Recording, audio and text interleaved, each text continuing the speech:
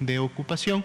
como es la Ciudad de México con un 86%, el Estado de México con un 82% y Nuevo León con un 78%, pero entonces también evidenciando que continúan los trabajos de reconversión y expansión hospitalaria que permiten, inclusive en algunas de estas entidades, notarán ustedes disminuciones, aunque pocas, de 1 o 2 puntos porcentuales, pero entonces está logrando el objetivo que es siempre tener una cama disponible más allá del incremento de la demanda que se está teniendo por estas fechas. Bien, pasemos ahora a la actualización del grupo de información en relación a la Estrategia Nacional de Vacunación, esta que se desprende de la Política Nacional de Vacunación para efectos de prevenir la infección por el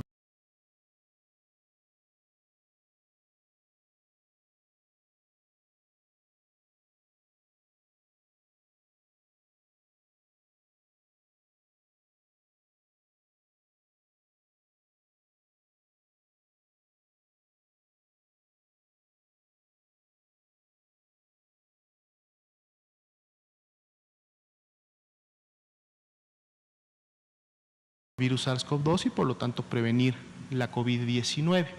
Actualizamos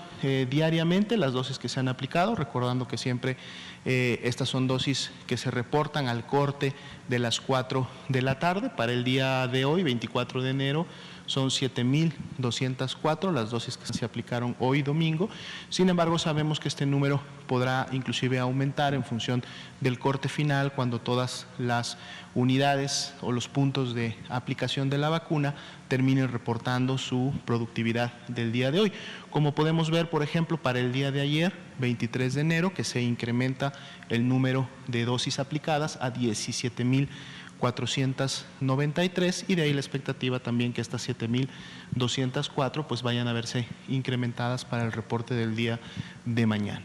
Si vemos por favor la siguiente diapositiva. Tenemos el acumulado del total de dosis que hasta el momento se han aplicado, 629.626, ya sumando las dosis del día de hoy. Y bueno, en esta curva obviamente vemos el comportamiento de cómo se ha dado para cada uno de los días desde que empezó la vacunación el 24 de diciembre, cómo se ha dado el incremento acumulado para cada uno de estos días. Si vemos la siguiente diapositiva, tenemos distribuidas estas mismas dosis, las 629.626 aplicadas, en los dos grupos que en su momento están recibiendo estas dosis, que es todos aquellos que ya recibieron la primera, pero también aquellos que en su momento ya están recibiendo la segunda.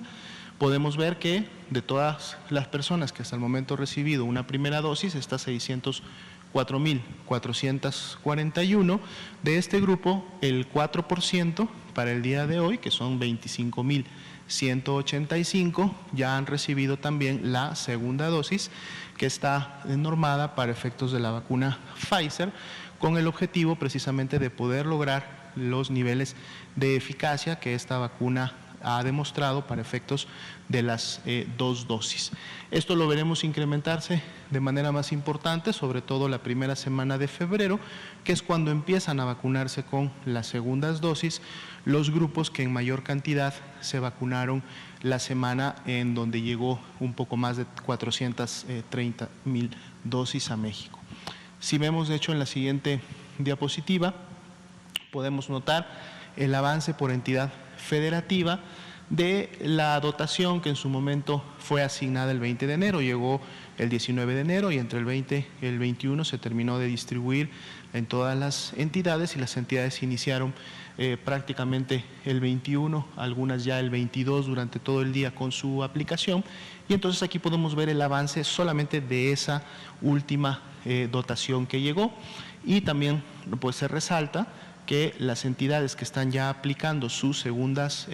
dosis, este es el avance que llevan, Ciudad de México, Coahuila y Nuevo León, para efectos de que estas entidades habían ya terminado con la gran mayoría de las primeras dosis. Son 18 las entidades que para el día de hoy tienen ya un avance de más del 95% de aplicar estas dosis que llegaron la semana pasada. Si vemos la siguiente diapositiva. Aquí tenemos precisamente el avance de la vacunación en función de las fechas en las que llegaron los diferentes embarques, ¿no? Ponemos atención sobre el último, todos los anteriores ya tuvieron un 100% de distribución y aplicación, y el último precisamente ahora tiene un incremento para efecto de aquellas dosis que se distribuyeron a las entidades y que se están aplicando sobre todo como primeras dosis al personal de salud de primer contacto, de primera línea con los pacientes COVID, un 38%.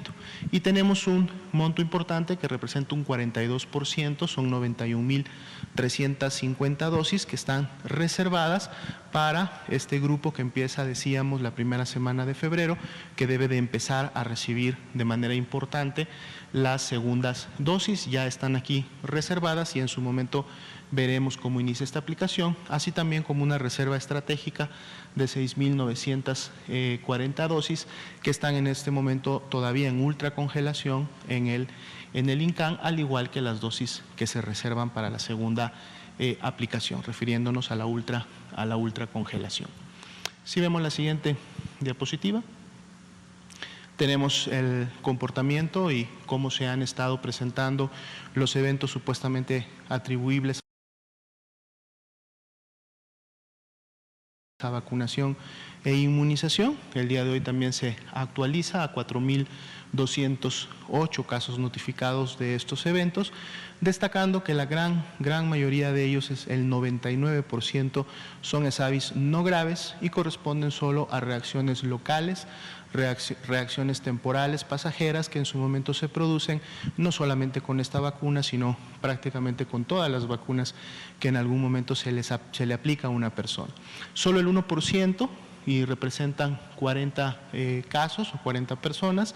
presentaron alguna manifestación que se consideró sí de cuidado y que por lo tanto requirió de un seguimiento más especializado, incluido la observación en urgencias o en su caso la hospitalización. Sin embargo, también la gran mayoría de estas 40 personas, 35 de ellas ya fueron egresadas o ya resolvieron el problema del ESAVI que se calificó o clasificó como grave, y al día de hoy tenemos solamente 5 personas que todavía están en observación con buena evolución y que la expectativa es que puedan también resolver sus manifestaciones y puedan egresar en los siguientes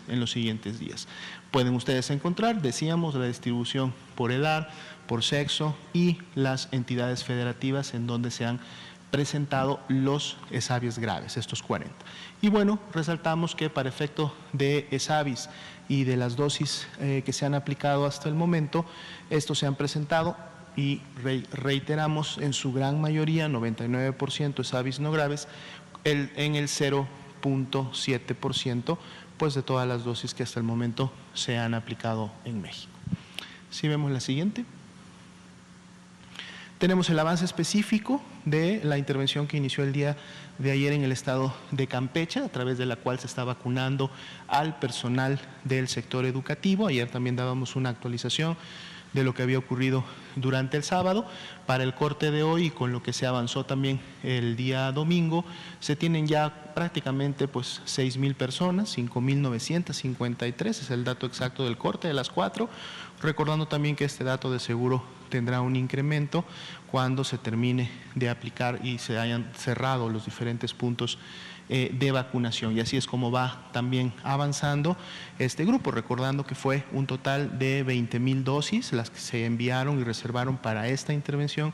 en específico, habiéndose identificado pues un universo que es similar a este número, que está compuesto precisamente por todas las maestras, los maestros, así como el personal de este sector que contribuye o labora en las diferentes unidades educativas y que son necesarios para en un momento determinado la unidad pueda operar. Si vemos en siguientes diapositivas, tenemos algunas de las fotografías del día de hoy. Aquí está precisamente representada la brigada Correcaminos. Como ustedes saben, estas brigadas, cada una de ellas está compuesta por 12 personas de diferentes instituciones, diferentes dependencias, diferentes profesiones, lógicamente integrada por los vacunadores, que son médicos, médicas, enfermeros, enfermeras, que en su momento son los que aplican la vacuna, y con toda una serie de personal que ayuda a la logística de la vacunación en relación a todo el proceso que tiene que seguir una persona desde que llega hasta que recibe la vacuna, es observada durante 30 minutos y posteriormente a su egreso. Y este grupo, esta brigada, son precisamente las que contribuyen a que todas estas acciones puedan llevarse en cada uno de los puntos de vacunación. Si vemos, de hecho, la siguiente diapositiva, podemos ver justo un poco de la logística, cómo se lleva a cabo en campo abierto. Aquí tenemos representada un punto de vacunación, que es una de las 6 escuelas que se seleccionaron para ser puntos de vacunación. Otros puntos de vacunación son centros de salud, son hospitales, pero esta es, por ejemplo, una de las 6 escuelas y pues bueno, vemos que hay toda una logística de inicio en la medida que las personas van pasando a recibir su vacuna. Si vemos en la siguiente diapositiva, precisamente vamos a ver ya el proceso de vacunación en sí, cómo se lleva a cabo por el personal técnicamente calificado para este efecto y bueno, pues así es como aquí en Campeche, recordando que esta será extendida en los siguientes días para poder llegar finalmente a cubrir el objetivo de la totalidad del personal educativo, tanto público como privado, que opera y está en el estado de Campeche. Bien, con esto estaríamos concluyendo la actualización de los 2 puntos. Y antes de pasar al tomar preguntas de la prensa, queríamos solamente recalcar un anuncio que hace unos pocos minutos hizo de manera directa nuestro presidente de la República, el licenciado Andrés Manuel López Obrador. Hace pocos minutos apenas el presidente notificó a través de sus cuentas oficiales y en redes sociales que el día de hoy se confirmó infectado y con signos y síntomas para efectos de COVID-19. Felizmente el presidente se encuentra en estos momentos, se encuentra estable, los signos y síntomas de enfermedad son leves, es decir, en este momento él está expresando un COVID leve, se encuentra resguardado en su domicilio y en este momento y desde que inició con los síntomas, el equipo de médicos que se predestinó y se conformó para una situación como esta se encuentra ya bajo su atención, todos son especialistas en la materia y están siendo coordinados por nuestro secretario de Salud, el doctor Jorge Alcocer Varela. Como ustedes saben, él es también un reconocido inmunólogo y por lo tanto, pues bueno, este es un equipo multidisciplinario de especialistas que estarán al pendiente de la salud de nuestro presidente y estarán dando un seguimiento muy puntual en toda la evolución que él vaya a tener para efectos de mantenerse siempre con las mejores intervenciones que tenemos disponibles en el país. Las actividades, como él mismo lo anunció en su cuenta oficial, van a estar a cargo en los siguientes días de nuestra secretaria de Gobernación, la ministra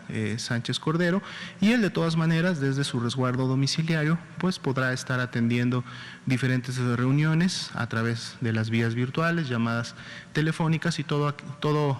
aquella actividad que de manera virtual, no presencial, pues bueno, él pueda llevar a cabo bajo lógicamente siempre la indicación y el seguimiento de los especialistas que van a estar al pendiente de él. Todos estamos deseando que su evolución sea satisfactoria, que él se pueda recuperar lo antes posible para que pueda nuevamente reincorporarse a las actividades que son esenciales y sumamente importantes para nuestro país. Empezamos con alguna pregunta, si es que sí la quieren hacer, por favor. Arturo de Pie de Página, estamos, adelante. Gracias, buenas noches, Arturo de Pie de Página. Arturo Contreras. Pues bueno, una pregunta era esta, ¿no? Sobre el estado del presidente, si se iba a tomar incapacitaciones o algo así, ¿no? Dado que COVID es una enfermedad incapacitante, considerada también por el IMSS, entonces creo que la respuesta sobre la tarea de la Secretaría de Gobernación y sus labores a distancia a través de videollamadas lo contestan. Pues a ver si el registro de casos de contagios del presidente, que debe ser bastante amplio, pues ha arrojado resultado en alguna otra persona de su equipo, ¿no? De su equipo cercano. El secretario de Estado pues, estuvo ahora de gira y tuvo comidas con empresarios. Entonces, bueno, eso por esa parte y más hacia el tema de salud. Queríamos saber si existe algún tipo de control de calidad sobre los respiradores. porque nos han informado que en el mercado hay unos que son de muy mala calidad y que se están vendiendo, ¿no? Y que la gente compra, pero no satisfacen las necesidades de oxigenación que requieren por COVID-19. Entonces, ¿en qué se debe de fijar la gente si es que va a adquirir un concentrador, ¿no? ¿Cuáles son los buenos? ¿Existe alguna norma oficial mexicana que diga estos son los necesarios, ¿no? Y otra sobre el oxígeno, cuándo usarlos, cómo usarlos, ¿no? Ya dado que hay una escasez muy amplia, si nos podría repetir esa información. Claro, con mucho gusto. En relación al caso del presidente y en lo referente a la posibilidad de contactos, efectivamente, como se hace en estos casos para todas las personas que en su momento salen positivas a COVID-19, va de la mano un estudio y seguimiento de contactos. Dado que el presidente fue confirmado el día de hoy y hoy inició con los signos y los síntomas característicos de la enfermedad, se llevará a cabo este estudio para en su momento identificar a las personas, como se hace, reitero, con la mayoría de los casos, y lógicamente recomendar el resguardo o el autorresguardo domiciliario a los que puedan haber sido contactos directos. Recordemos que un contacto se clasifica como aquella persona que tiene que haber estado a menos de 2 metros de un caso confirmado de COVID por una temporalidad importante, al menos 20-30 minutos, si esto fue en un espacio cerrado con mayor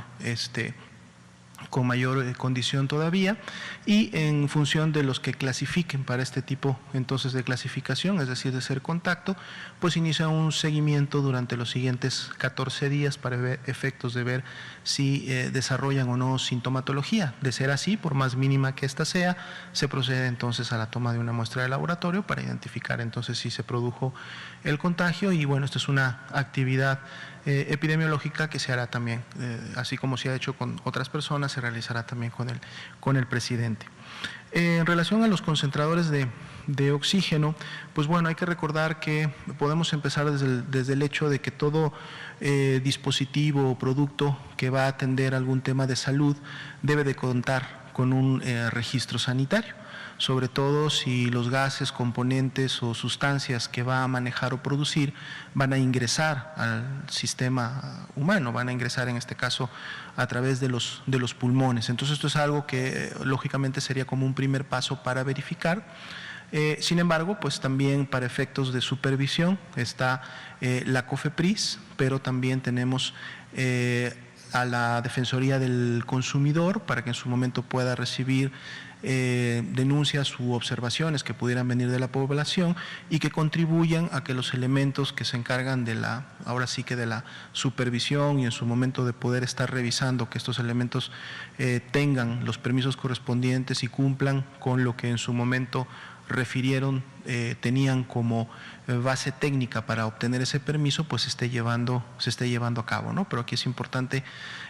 obviamente, que la supervisión también inicia, lo decíamos previamente, creo que el día viernes, a través de una supervisión médica. O sea, recordemos que un primer indicio que este dispositivo esté o no funcionando tiene que ver precisamente con si se está produciendo o logrando la mejoría de la oxigenación.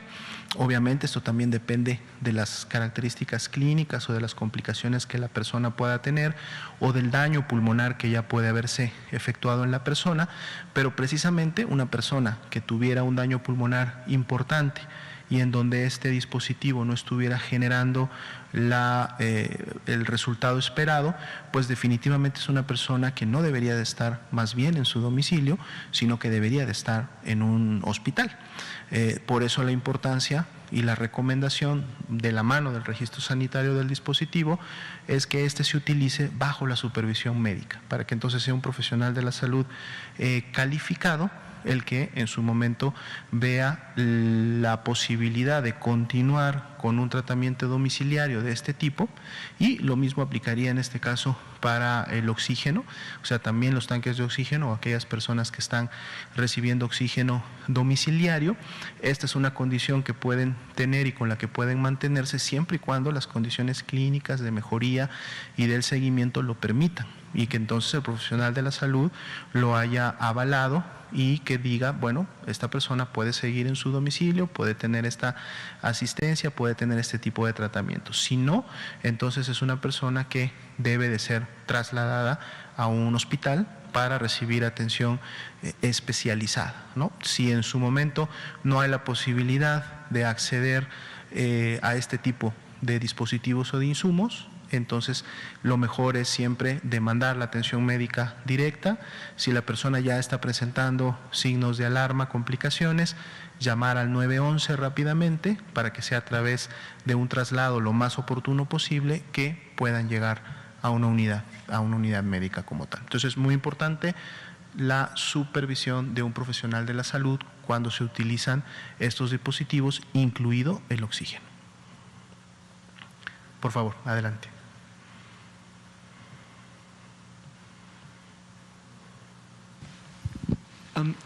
El presidente Andrés Manuel López Obrador tiene hipertensión, me parece, ¿no? Entonces, ¿qué tratamiento es el recomendado o el que se podría seguir, el que este grupo de expertos estaría trazando? Una persona que en su momento puede tener alguna enfermedad que signifique un factor de riesgo, lógicamente lo que requiere, y esto es para todo, seguimiento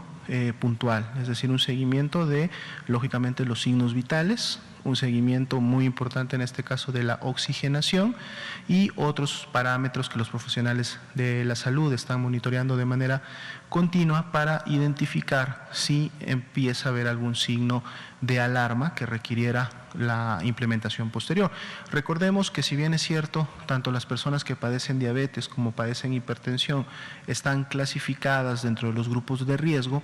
cuando nos vamos ya a cada uno de estos grupos, las personas que tienen mayores factores de riesgo son aquellos que tienen esta condición de manera descontrolada.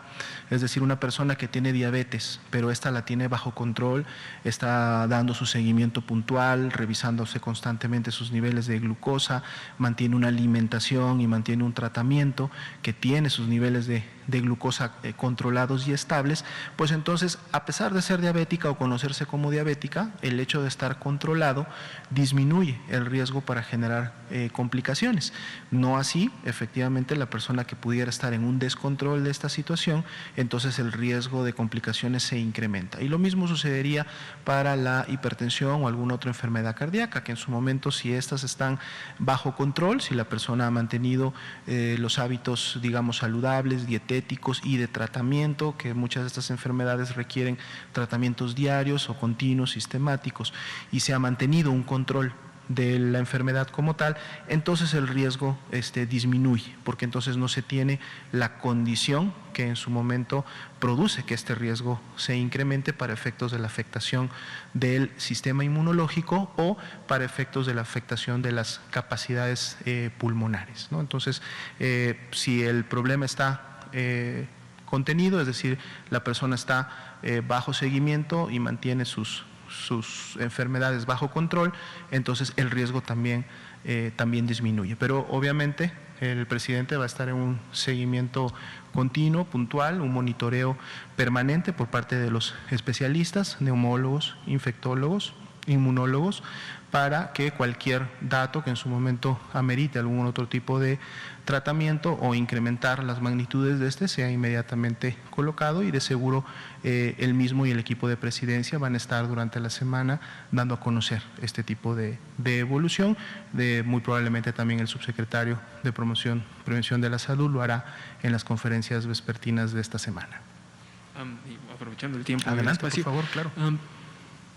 La Alianza Federalista ya se animó a decir que van a comprar vacunas COVID, ¿no? Saber si la aprobación de emergencia de la COFEPRIS lo permite, ¿no? Porque según tengo entendido, la aprobación de emergencia de la COFEPRIS solo permite al gobierno federal hacer la adquisición de estas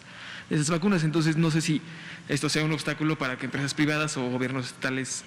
adquieran la vacuna. Y otra pregunta sobre cuándo nos podrían tener una actualización sobre la estimación de incremento en la mortalidad debido a las variantes del virus ubicadas que se detectaron en Gran Bretaña, en Sudáfrica y en Brasil. ¿Cómo no?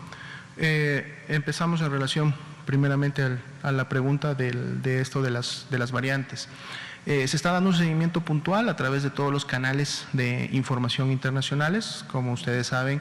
México como país es miembro de la Organización Mundial de la Salud, miembro obviamente también de la Organización Panamericana de la Salud, de la OPS, en función del contexto regional, y lo menciono porque a través de ellos se mantienen canales de comunicación permanentes, abiertos, en donde se recibe información que está continuamente emitiéndose a través de los mismos y en donde se nos está actualizando cuál es la situación, digamos, más reciente en relación a estas variantes. Como ustedes saben, en este momento hay básicamente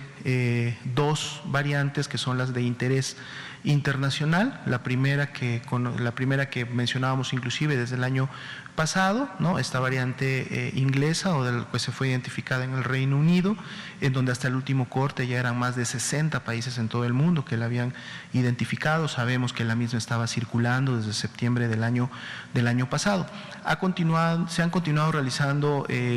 alrededor de esta variante para efecto de visibilidad. Ya habían estudios o primeros resultados que hablaban de un incremento en la transmisibilidad. Esto no es necesariamente particular de la variante inglesa. Cada vez que existe o que surge una nueva variante, la misma condición o capacidad de ser una nueva variante, entonces le permite siempre tener una mayor transmisibilidad, sobre todo en la población susceptible. Por lo mismo, digamos, está dando un seguimiento a través de las diferentes investigaciones internacionales de qué tanto realmente podría incrementar esta transmisibilidad. Estos son estudios que en su momento de seguro seguirán publicándose. Algo sí muy importante, o que es de mayor preocupación para efectos del seguimiento y de la información, es qué tan más agresiva realmente pudiera ser una nueva variante en función de las ya existentes, es decir, qué tanta capacidad puede tener de generar enfermedad más grave que la que están generando las previas, y por lo tanto entonces también poder generar o contribuir a incrementar la letalidad y la mortalidad en la población. En este momento hay estudios todavía preliminares, no son concluyentes. Esto lógicamente tiene que ver por el número de personas estudiadas y por la cantidad de secuenciaciones que se realizan para poder identificar en los grupos de estudio quién tiene y quién no tiene la variante, que en la medida lógicamente que una variante incremente su transmisibilidad y por lo tanto genere más casos, como hemos visto estos porcentajes del 80% COVID no grave, 20% COVID grave, y dentro de este grupo COVID crítico, pues bueno, si se incrementa obviamente el número de personas infectadas por COVID, más allá de la nueva variante o de las existentes, pues entonces estos porcentajes también pueden contribuir a que se incremente la enfermedad grave, o las personas que en su momento desarrollan enfermedad grave y las personas que pueden desarrollar enfermedad crítica. Sin embargo, esto también está en base al contexto poblacional y la predominancia o la prevalencia que puede haber en ese contexto poblacional de las enfermedades de riesgo, precisamente, que en un momento pueden contribuir a que estos incrementos sean mayores. Todavía no tenemos productos informativos en la región de las Américas, tenemos sí la identificación de la variante, pero todavía estas variantes han sido, digamos, identificadas en pocas personas, que de su seguimiento todavía no hay un nivel suficiente de información como para aseverar una u otra de las hipótesis, o en este caso confirmarlas. De la información que proviene de Europa se ha visto sí estos incrementos. Sin embargo, uno de los estudios precisamente que se publicó fines de la semana pasada todavía no eran concluyentes para efectos de la gravedad y la mortalidad. Si bien es cierto, hay clústeres dentro de la población inglesa, y específicamente estamos hablando obviamente de Inglaterra, en donde se vieron estos incrementos, todavía no se ha identificado hasta el momento al menos que esto signifique un incremento, digamos, de manera regional o global. Ahora, recordemos obviamente que también tenemos bajo seguimiento una segunda variante de interés, que es la sudafricana, una identificación un poco más reciente. Esta se ha identificado ya también alrededor de 15, 16 países su circulación, y hay estudios preliminares que se han llevado a cabo precisamente en el continente africano, que es donde se identificó por primera vez y donde se han identificado la mayoría de casos o personas confirmadas con COVID-19 hasta el momento con esta variante. Algo que se está enfocando mucho es conocer la capacidad que tiene una persona que ya enfermó de COVID con variantes previas, si la inmunidad natural que generó protege, obviamente, contra esta nueva variante. Una situación que ya se identificó para la variante inglesa, en donde sí, la variante inglesa no está causando reinfecciones, y algo muy importante, al menos Pfizer ya publicó algunos estudios también preliminares en donde identifican que su vacuna genera inmunidad para la variante inglesa. Dado que la variante sudafricana es más reciente, se están terminando de realizar este tipo de estudios para también conocer qué riesgos pudiera haber en relación a esta nueva. Y algunas otras mutaciones que se han presentado también, como aquellas identificadas por Japón, pero de personas que habían procedido de que la variante o este cambio, de mutaciones se dieron en Brasil como tal, y a las que también se está dando seguimiento. Y de seguro, así como estas, irán saliendo en el tiempo varias. Lo importante siempre será, uno, si tienen capacidad o no de producir enfermedad más grave y por lo tanto incrementar la mortalidad. Dos, si tienen capacidad de producir reinfecciones, es decir, una persona que ya enfermó, que pueda volver a enfermar porque es una nueva variante y que su sistema inmunológico ya no la neutraliza. Y tres, obviamente, el tema de la vacunación, aunque inclusive tanto Pfizer como Moderna ya se han pronunciado diciendo que ellos pueden rápidamente incorporar a sus cadenas de producción, dado la tecnología que se tiene de este RNA mensajero, pueden incorporar las nuevas variantes y entonces en su momento producir vacunas que cubran también a las nuevas variantes que se están integrando. Y teníamos una pregunta previa de... Sí. Deme un segundo. A mí también se me fue. Sí. Era esto sobre... Ay. Aquí la tenía yo. Sí, que era la previa. Algo en relación, me parece, a la... Sí, sobre la Alianza Federalista, sobre la adquisición de vacunas. Exactamente, sobre la adquisición de vacuna. Como bien lo instruyó el mismo mañana, fue una instrucción directa al titular de la Secretaría de Salud, el doctor Jorge Alcocer, de poner ya sobre la mesa y definir cuál va a ser el procedimiento para que particulares, y en este caso también obviamente entidades federativas, puedan en su momento adquirir la vacuna. Obviamente aquí la parte importante es precisamente la autorización sanitaria, que en un momento tienen que tener estos productos. Preguntabas, ya me acordé, el tema de el permiso o la autorización que se da en el marco de la emergencia o la autorización de emergencia. Efectivamente, en todos los países en donde se ha emitido, incluido México, esta es una autorización que se da para poder iniciar con la vacunación a la población como una medida de salud pública. Y el marco de emergencia precisamente se refiere a que no se puede esperar a que la vacuna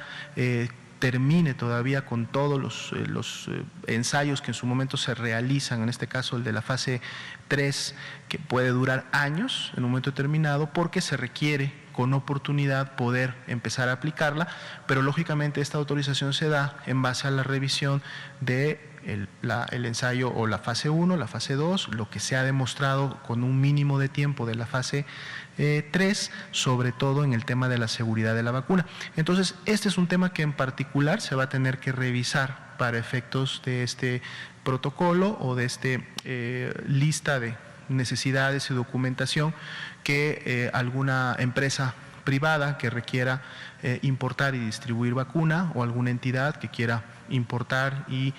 usar la vacuna para la aplicación en las personas, pues tenga que cubrir como requisitos. Entonces el viernes, con la instrucción, esto se generó, se está trabajando y de seguro en el transcurso de esta semana se podrá estar teniendo ya la información correspondiente. Ahora, es muy importante también aquí comentar, para efectos de la expectativa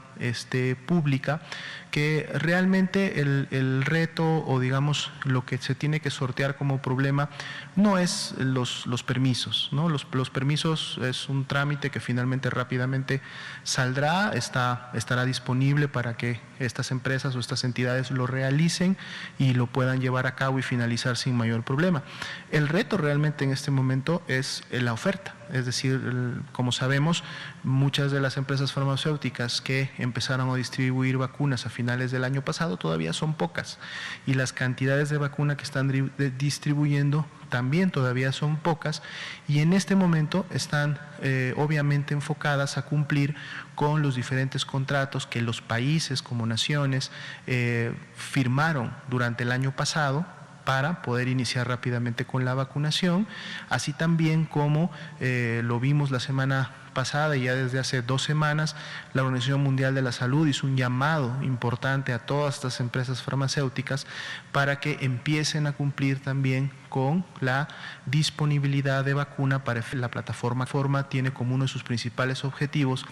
poder asegurar el acceso de la vacuna, sobre todo a los países más pobres o los países que están en vías de desarrollo y que en su momento no cuentan con los recursos suficientes para poder adquirir de manera directa, así como lo ha hecho México u otros países, a las farmacéuticas. Entonces, hay todavía una, digamos, expectativa y toda una necesidad de cobertura de vacunación a efectos de salud pública de los países y obviamente pues eso es lo que a lo mejor ha limitado en estos momentos que estas vacunas estén disponibles de forma privada, particular o a través de terceros. Pero lógicamente eso no quiere decir que en la medida que la producción mundial de vacunas se incremente, recordemos precisamente que una de las razones por las cuales Pfizer